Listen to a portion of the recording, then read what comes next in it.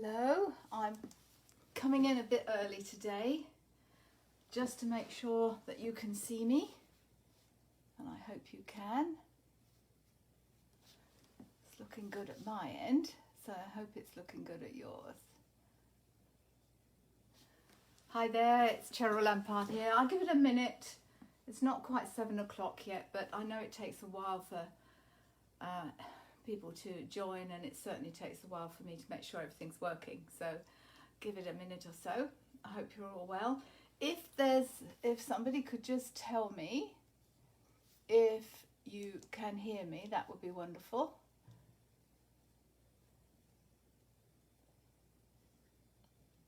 Hopefully that is the case.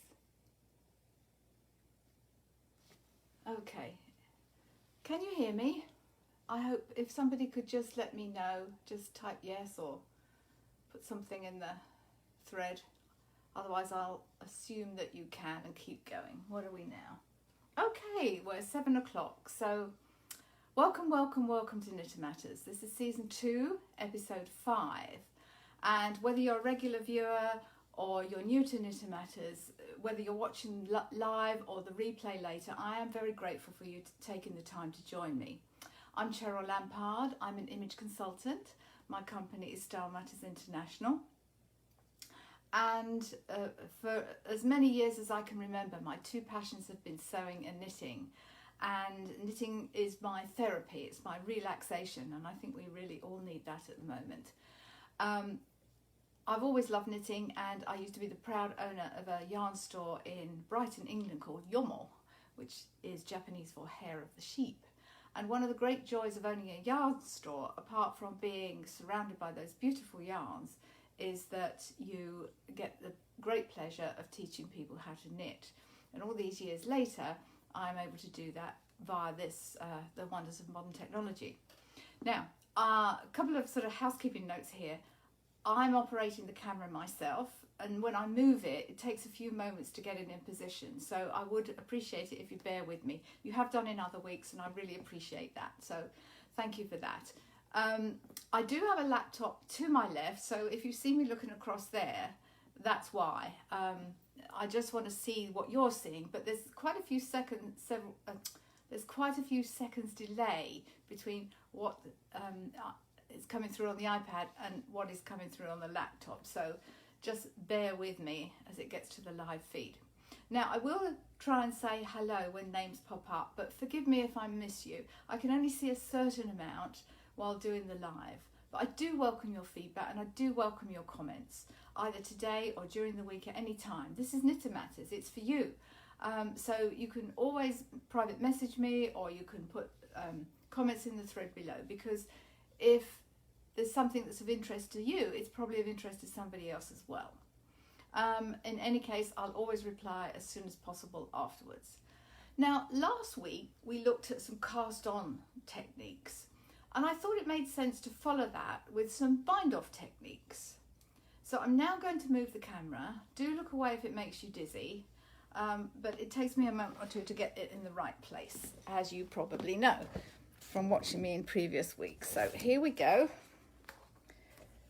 I'm going to move that to where I think it should be okay. Oh, there's Carl, there's Mary Mackenzie. Oh, thank you so much for watching. That's wonderful. Very happy about that.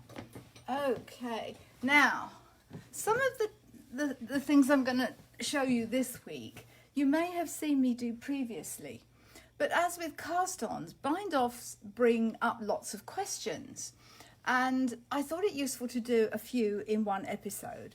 Also, that way, when you're searching afterwards, if you only want to know about bind-off, it's much easier when you're searching for it. So, okay, hopefully, I'm just checking in my laptop. You can see what's going on there. I think you probably can.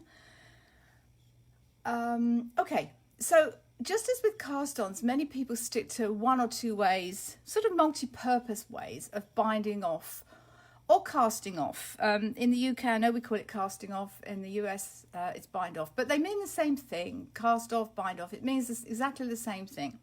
But it's very useful to have some options. So when you have a pattern that needs a bind off other than the basic method, you know then that there are some alternatives.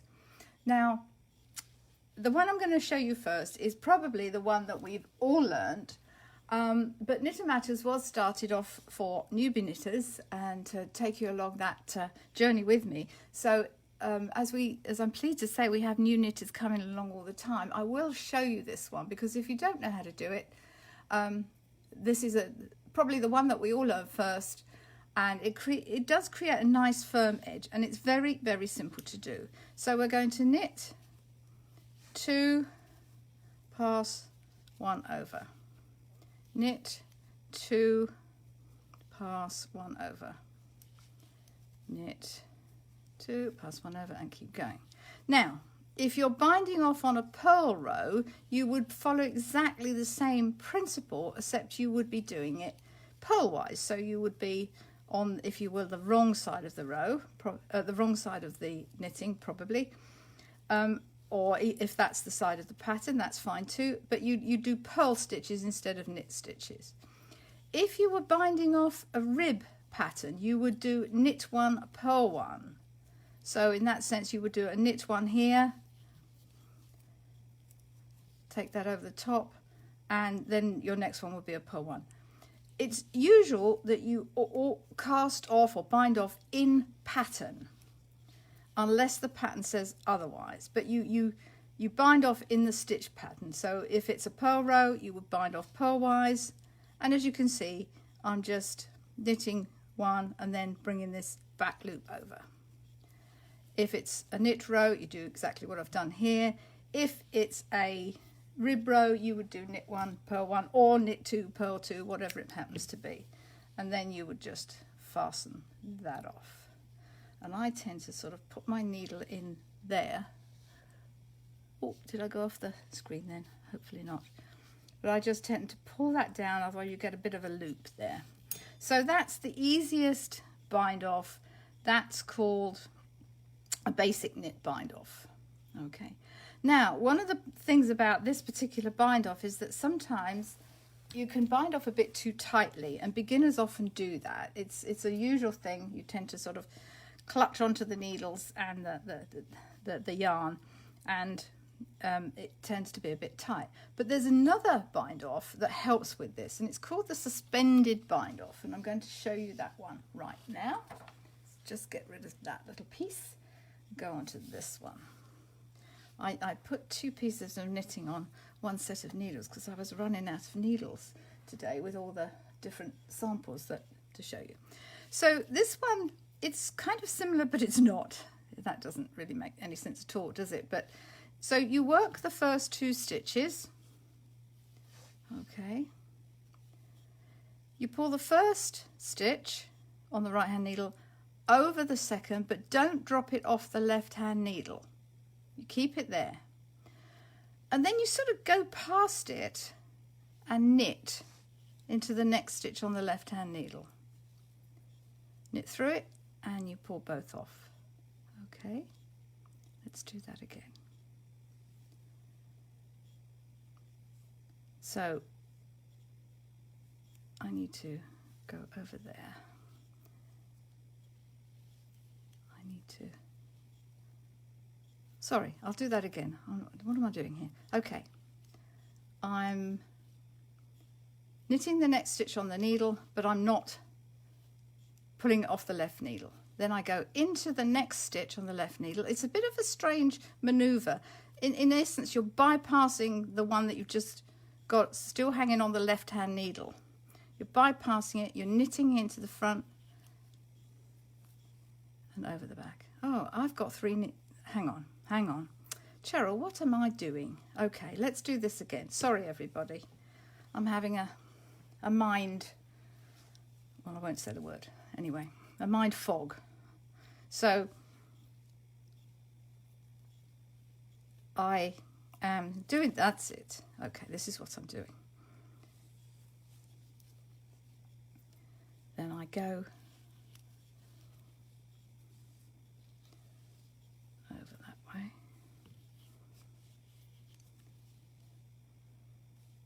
So you're kind of giving yourself a bit more stretch there. What I was doing earlier on was a completely different stitch, so I apologise for that. So you're kind of just stretching that out a bit more. This helps you if you have a really tight bind off. This just gives you that much more give. Okay, so it's very similar, but you're just pulling that over. By leaving that stitch on like that, you're pulling it over. Okay, I do apologise. I was having a mind fog there and I was doing a completely different stitch. So when you're doing this, you're really doing the same as before. You're just giving yourself more give in that bind off. Okay, so that's why I say it was similar, because it really is. You're just giving yourself a lot more flexibility in that one. Okay, so if you tend to bind off tightly, which is a common trait, especially for new knitters, this one's for you. It'll give you a much better, stretchier bind off. Okay, there is another version of that, and maybe we'll do that another time, but yeah, you've got a lot more stretch there. Okay, so very simple. So now I want to show you something called a picot bind off. This is really nice if you have got so many bits of yarn here and so many needles. Now that they're all freeing themselves up, let's get rid of some of that. Okay, so this is one that you could certainly do. It creates a decorative edge, creates a nice decorative edge. So if this is for a bind off that's not going to be encased in a seam, then this is a good one to use. You could use it for, it works well on afghans, blankets, baby clothes, shawls. But it's a nice finish if you want a different edge. Obviously, if you're going to seam your bound off edges together, you wouldn't use this one. So what we're going to do, we're going to cast on 2 stitches to the left hand needle. Doesn't really matter which cast on method you use, cable cast on or just knit on cast on. And then what we're going to do is slip that loop back to the left needle and you bind off 4. Bind off 4 stitches. 1, 2, 3, 4. So we're going to cast on 2 more stitches. There's various forms of picot edgings. Some of them you knit a few, then you turn and then you knit back. I quite like this one because you don't have to keep turning. So now we're going to knit 4. Bind off 4, I mean. 2, 3, 4. Okay, you can already see those picots starting to form. And they're curling in a bit as you knit, but once you've blocked it or steamed it, that won't be a problem. So I cast on my 2, then I bind off 4.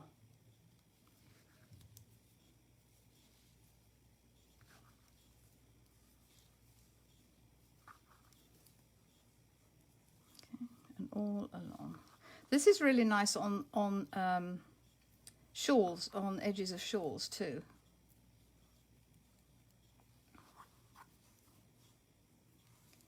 You know, if you have a long shawl, you can do this edge all around it. It's very nice. It's a nice finish.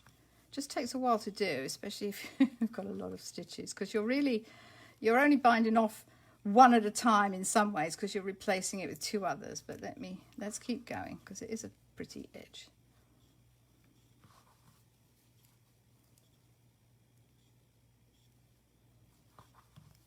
One, 2,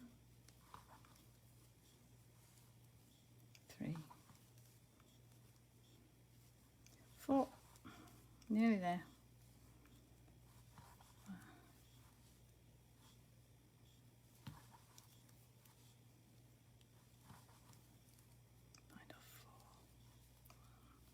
2, 3. Oh, sorry, it's just taking a while, but it is pretty. It's worth it. Just a couple more. So you can imagine if you've got hundreds of stitches, this actually takes a long time, but as I say, it's worth it.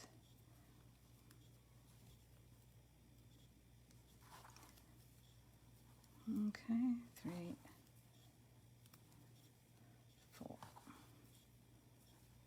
In fact, I'm going to cheat and just finish off that last one so that you don't have to watch me do any more. Okie doke. Right, let's pull that through, and as I say, I like to kind of pull that down so it really gets a nice neat edge there. Sorry, I went off the top of the page, but you could see what I was doing. So you see there, you have a really pretty picot edge. And once that's blocked out, once that's steamed, that's going to be much better. But it's very pretty. Could be nice on a child's sleeve or the around the neckline. Anything that doesn't need to be enclosed in a seam. Really nice. So that's a picot bind off. Now, what about when you get those, when you're binding off for shoulder seams? That's kind of always my thing, that I hate that sort of stair step type of thing where you get chunks. There is a way to do it called a sloped bind off, which I'm going to show you now, which stops that kind of stair step edge. I've done it on this sweater here that's yet to be seamed, and as you can see by the way this leaf pattern is, there's quite a variation in how many stitches I cast off along that shoulder line, but you don't have that awful step and then a chunk, a chunk, a chunk. It's much smoother. It's a much smoother transition, and you're still binding off, knitting the rest of the row, purling back, or whatever you do on that second row back, but it's what you do here before you do the next bit of bind off that really makes the difference. And I'm going to show you how to do that, if I can just unwire myself from all these needles. Okay, so with a sloped bind off,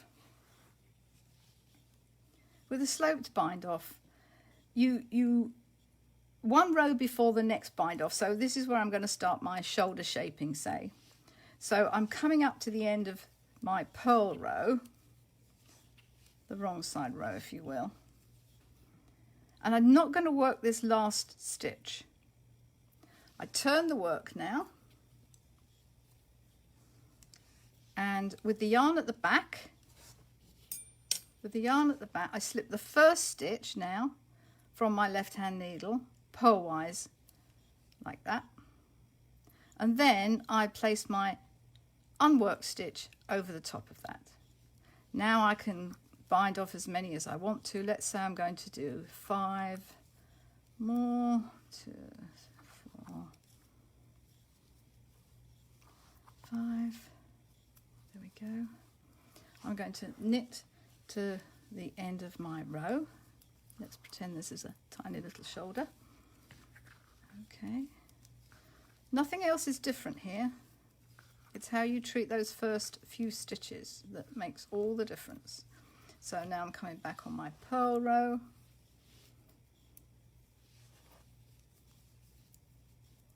And I'm going to stop short again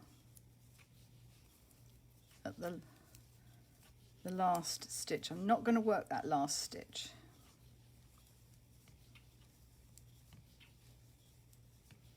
Okay, not going to work that last stitch. I'm going to turn.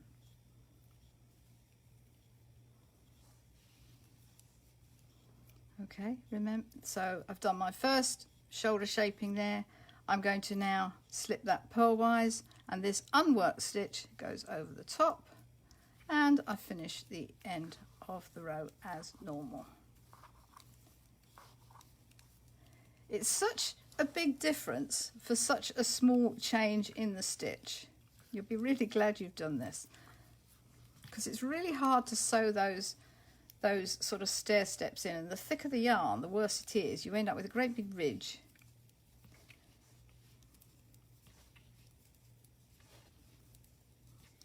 show you one more time, and then you can see how it's finished off.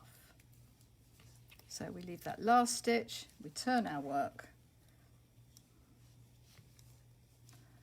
slip that purlwise over the top, and then let me finish the row and I'll show you. Oh, I'm supposed to be binding off, aren't I? Oh dear, what a day. Right, here we go. I'm just going to bind off the whole thing now. So you can see that nice transition, much easier to sew up afterwards as well. You don't get those kind of corners that you get with the stair step. And it's such, as I say, for such a simple thing, it makes such a big difference. So just cut that off there, pull that through so you can see. There. See how much better that is? Okay, that's a bit loose there, but it doesn't matter. That's by the time that's stitched up. Much smoother if you're trying to stitch up a seam afterwards with a shoulder seam like that. Much, much nicer than that big clunky kind of thing like that. Okay. And I would always rather cast off a bit looser than tighter, because you can always fix that in the sewing. If it's too tight, you're going to get a nasty sort of pinched look. Okay, and then lastly, I want to show you, it's one of my favourite ones, and I know I've done it before, but it's really worth repeating. And I'm going to need another needle, so I will use this one. So this is a 3 needle bind off. So this works really well when you have, you're joining 2 edges that have the same number of stitches. And you would do this, you would need to do this on a straight sort of seam. You couldn't do this if you're, well, it would be very difficult to do if it's a stepped shoulder or something like that, like we've just done.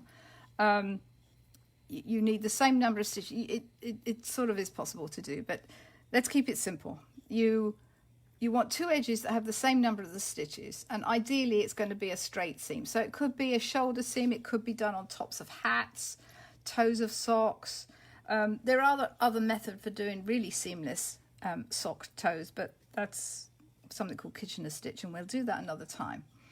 But I really like this. So when you get live stitches, which these are considered live when they're still on the needle or they've been placed on holders.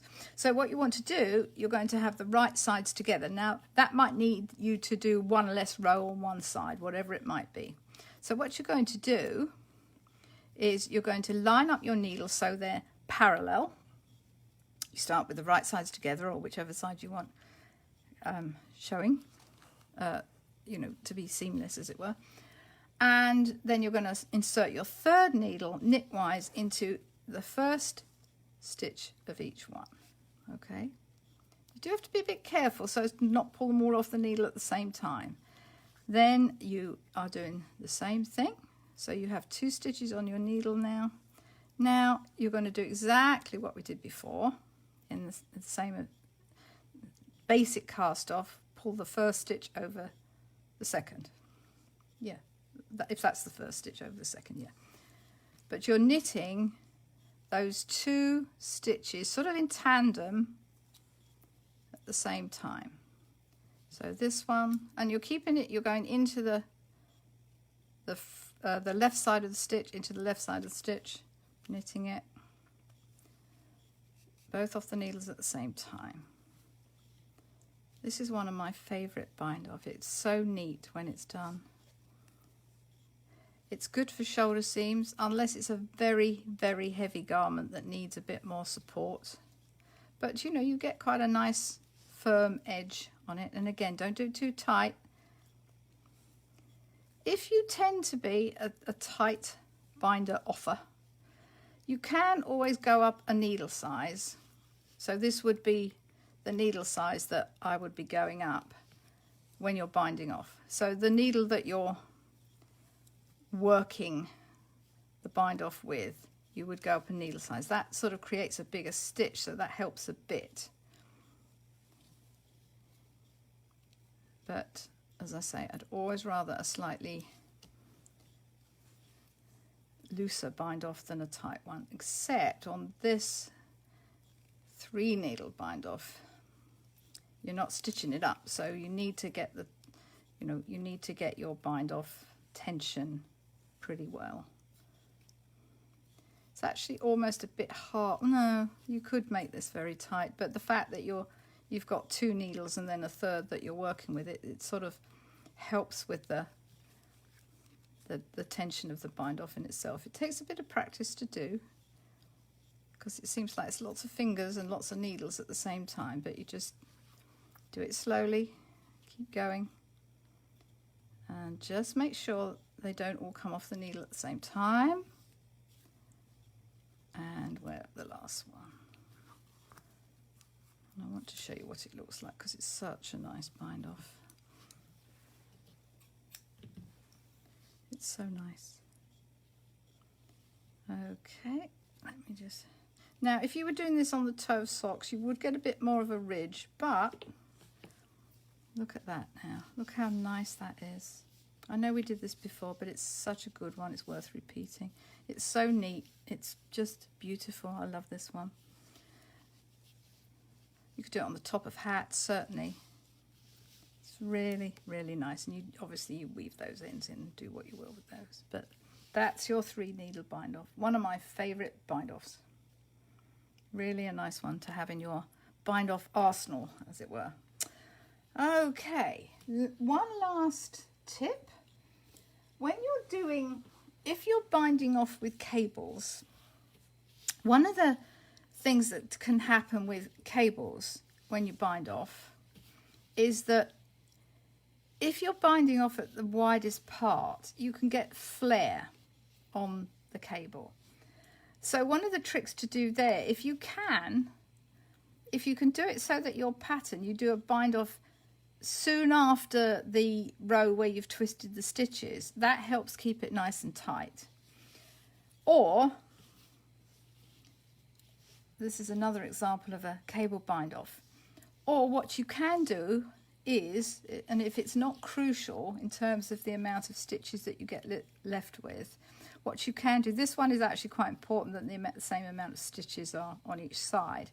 But what you could do to avoid the flare, if you can't do a bind off just after the cable twist, then what you can do is, as you're binding off, or even the row before, but I would probably do it in my bind off row, you can actually knit 2 together, on the cable part. That will help pull it in a bit, because what you don't want is it sort of flaring out. Let me turn that light down a bit so that it's bouncing back a bit on this.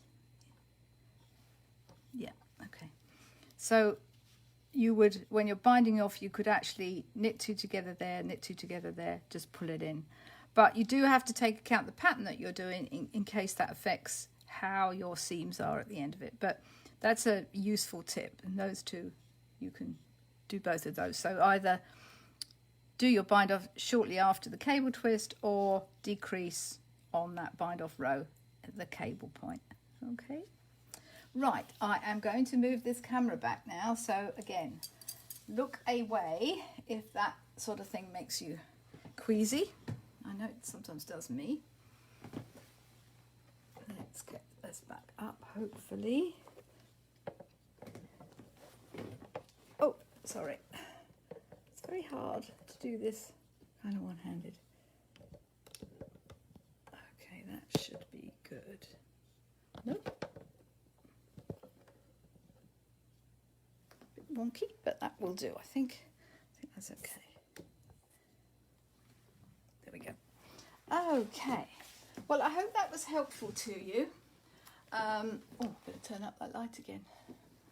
Don't forget, our friends at Mary Maxim are offering a 20% discount off of one item if you choose to buy anything from their website, providing you use the promo code Cheryl at checkout. You must use that promo code, otherwise you won't get your discount. So it's 20% off one item, and it would be the highest price item in the cart, providing you put Cheryl as the promo code. Okay, now, as always, this episode and all others are uploaded to our Facebook page afterwards, and indeed our Knitter Matters YouTube channel. So you can watch the replays afterwards at any time. And if you're searching for this particular one, it will say Bind Off Techniques, and this will be Season 2, Episode 5.